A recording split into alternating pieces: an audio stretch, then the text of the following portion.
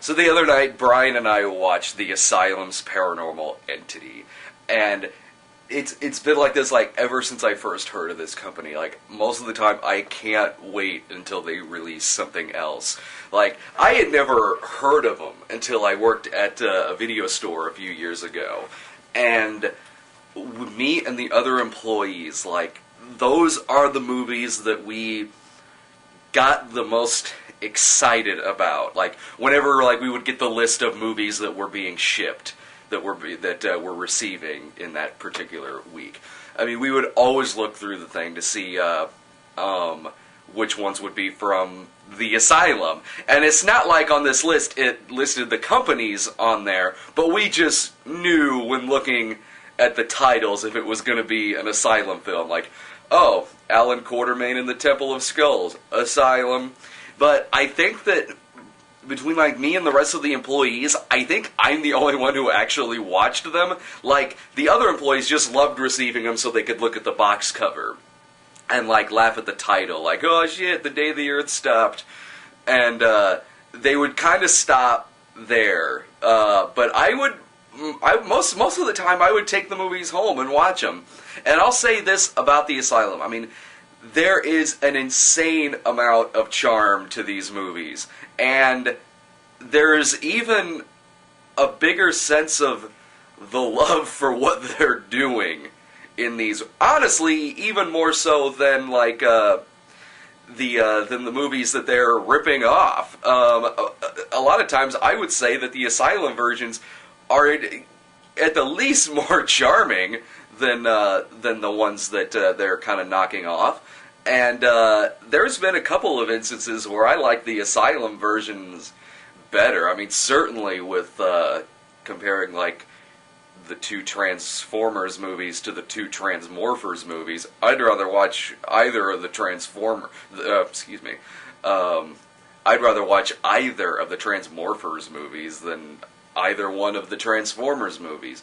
But with all of that said, yeah, of course these movies are usually really bad. Like, as far as like goofs goes, flubs goes, some of the acting, the special effects, they're not good, but they are. I've yet to see an Asylum film that's boring.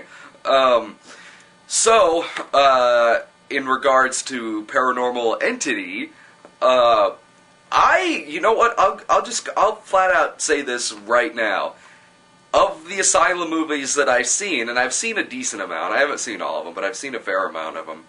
Of the ones I've seen, I'll say right now, Paranormal Entity is the best one that they've done. Like, almost to where it was a decent, it wasn't a bad movie. Like, it had parts, I mean, it's flawed, don't get me wrong, but it had parts in it that, had I not been watching it, like, with friends, you know, in a light environment, where we're seriously sitting there going into the thing, like, you know, we're just going to have a blast in this, and we're just going to laugh our asses off. Had I not really been in that environment, like, maybe if I watched it, like, by myself, you know, at night or something, I would say that there would be a few parts in this movie that are genuinely a little spooky. It would also help, too, if you haven't seen Paranormal Activity, because, yeah, they do a lot of the same stuff as Paranormal Activity. Sometimes they even describe events from Paranormal Activity as if it's happened to these characters. Now, what Paranormal Entity is about, well, the same thing, like the found footage and all of that, but instead of like a boyfriend-girlfriend like Paranormal Activity, it's like a mother and her two kids, and her kids are like easily like probably in their early 20s. It's the three of them living in a house. The brother is the one doing all the shooting, so he's hardly ever on film, and even when he is, his face is blacked out. I'm not exactly sure why, but from what I gather about the storyline of this, the father died, and the mother tried summoning the spirit of the father, but instead of getting the father, is like a demon is now roaming through the house. And it does a lot of the same things, like it films them like in night vision when they're sleeping, and there's this kind of bugged me. Like, it has weird ways of trying to get past using any kind of special effects. Like, they did the same thing in Monster, the Cloverfield ripoff, and that movie was awful.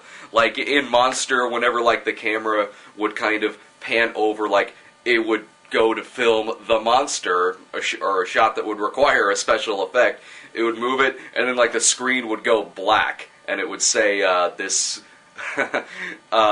portion of the tape has been damaged, or something like that. So in this movie, like, the person is in there sleeping, and the guy's got the camera set up on a tripod in the closet. And at first, like, why the fuck is it in the closet? Here's why. The reason why it's in the closet is because when shit starts happening in the room, the ghost can make the closet door shut. So it gets in the way of the camera, so we don't see any, like, special effects or anything like that. Like, and then later on, the mother and the daughter go to a hotel, and they come back, and they're talking about how the ghost followed them there. We don't see what happened at the hotel. We're just hearing what they're saying, and what they're describing is the scene from Paranormal Activity, where she gets pulled out of the bed and, like, dragged down the hall. And what I find, like, I get that normally an Asylum movie is not, you know, even a fraction of the budget of a big budget movie. Like, you know, there's, you know, like, they're never gonna get, like, an Avatar budget or something like that. So, but in this particular case, I think this might be one of the, and I might be wrong, but I think that this is one of the only instance I can think of off the top of my head where the Asylum ripoff probably had a bigger budget than the movie it's ripping off. What did Paranormal Activity cost? Like $12,000 or something like that? Paranormal Entity had to have cost more than that. It looks like it does. So if Paranormal Activity can get away with using some of the effects shots that they used, why can't this one? And aside from that, like, it definitely didn't feel, this movie, it always felt like you were watching a movie. It did. I mean, at least with Paranormal Activity, there was a certain realness about it, like, with the little things, like how the girl in the movie, you know, never really had on any makeup or anything like that, as someone, like, in that situation probably wouldn't.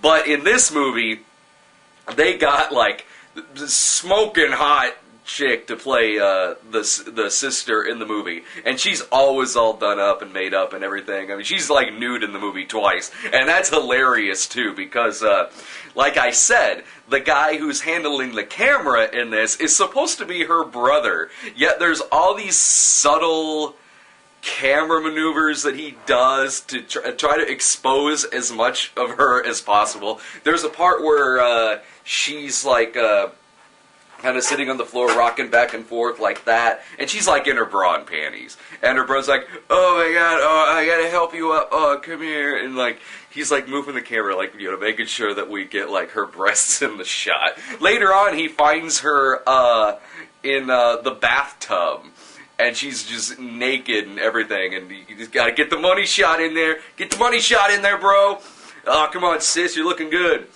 And, going to the ending of the movie, this movie goes, it tells you at the beginning of the movie what happens later on. Like, it says at the beginning in a text card that the brother went insane and, like, raped and murdered like a paranormal specialist and his sister. Well, he raped and murdered his sister, just killed the paranormal investigator. And then, like, later on, the brother, like, kills himself. So it's like, whoa, movie, spoiler alert. But then, like, that all of that seems like it would describe a fair amount of the movie, like maybe the last 15, 20 minutes or so. Oh, no, not at all. Like, we're watching it, and the investigator shows up, knocks on the door. We had to pause it for some reason, I don't know why, but when we paused it, it showed us how much time in the movie we had left. And it said like 3 minutes. I shit you not, it said 3 minutes. It's like, well, this movie's got to get fucking ass crazy fast. What the hell? And it does. They sit there talking to the paranormal investigator, and then there's a cut. When it comes back, the investigator is dead on the ground. The sister is in the bedroom screaming. The brother runs in after her. She's naked, covered in blood. That's the cover of the movie, is actually that shot. She is just covered in blood, and then the movie ends. Well, wait. To be perfectly honest, it was kind of an effective ending. Like, it really worked in, like, the creepy factor. I wish it had been extended longer than 3 fucking minutes. But when this girl was freaking out all covered in blood, I mean, that was pretty good. But it ruins it. This movie ruins it. It cuts to black. When it comes back, it's showing her again, fully naked, yelling and screaming again and shaking, but there's no blood, like, on her chest whatsoever. It's like they wiped her off so that, like, they could get, like, one more money shot in there that's got no blood all over. And then it ends. And then that's where it ends. And one of the funniest things to come out of this movie is when the girl in the film, there's a YouTube video of her. You gotta search for this. There's a YouTube video of her going to a Blockbuster Video to rent the movie. It's very funny. Check it out. And, like, there are other things that kind of bothered me, like, whenever something, like, crazy would happen, and, like, a character would be screaming and yelling about it, it's like, when they're yelling about it, they don't describe what happened at that particular moment. That would have been more effective and more involving if they did. But what it does is it cuts to like a talking head segment where they're like sitting on the bed or sitting on the couch talking about what happened. Like, it was crazy. There was something else in the room. Like, really monotone and boring and like, yeah, completely uninvolved at all. They do that a few times in it, and I hated that. But like I said, though, in the realm of the Asylum flicks, this was a decent one. It genuinely was fairly decent. And I remember back when I worked at the video store, and people would rent the Asylum knockoffs and bring them back and be, like, pissed.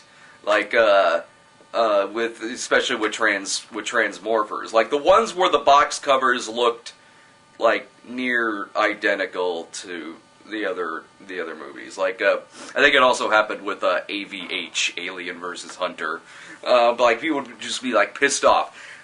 This particular movie, Paranormal Entity, is one I could picture somebody watching, going through the whole movie and actually thinking that they're watching Paranormal Activity. Because, first of all, if you're renting it and it's called Paranormal Entity, you must think that Paranormal Activity is called Paranormal Entity. But aside from that, this movie doesn't have a title card at the beginning of it, so it doesn't say Paranormal Entity. And also, Paranormal Entity and Paranormal Activity both don't have stars in them. So it's not like with like Transmorphers and you're watching it and you're like, oh fuck, what, Shia LaBeouf's not in this movie. Well, actually, it might be alright. So it's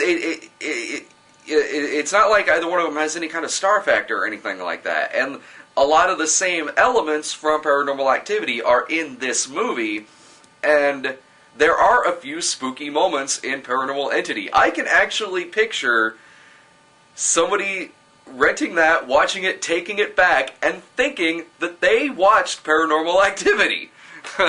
Until they see some more previews for Paranormal Activity and, you know, like, hey, fuck, that wasn't in the fucking movie. So I am actually recommending this movie. I legitimately am recommending this movie. Like, at the least, you'll have a good time in it. That's definitely sure. Like this one, I'm not recommending in the same way that I recommend watch, like, 2012 Supernova. where it's like, oh yeah, give it a watch, it's fucking hilarious. I like that. This one is legitimately not bad. So, seriously, all due honesty, watch Paranormal Entity. Definitely go into it with an open mind. Don't, don't go into it thinking you're going to have a miserable experience with it, because you might not. And then after you watch the movie, watch the YouTube video of the girl fucking renting it from the video store. I fucking love that. Like, in the video, like, one of the employees is, like, kind of chimes. He's like, oh, hey, that's not the one that's out in theaters right now. Which this guy went one step beyond, like, any of us did at the video store, because we would see somebody rent, like a Street Racer or something like that, and be like, ha! Like that. We'd just send them home with it. We wouldn't even tell them that, like, that it's a knockbuster. So anyway, yeah, that's certainly a recommendation there. Check it out. I'm gonna comb my hair and get out of these sweatpants. But I'll see you later.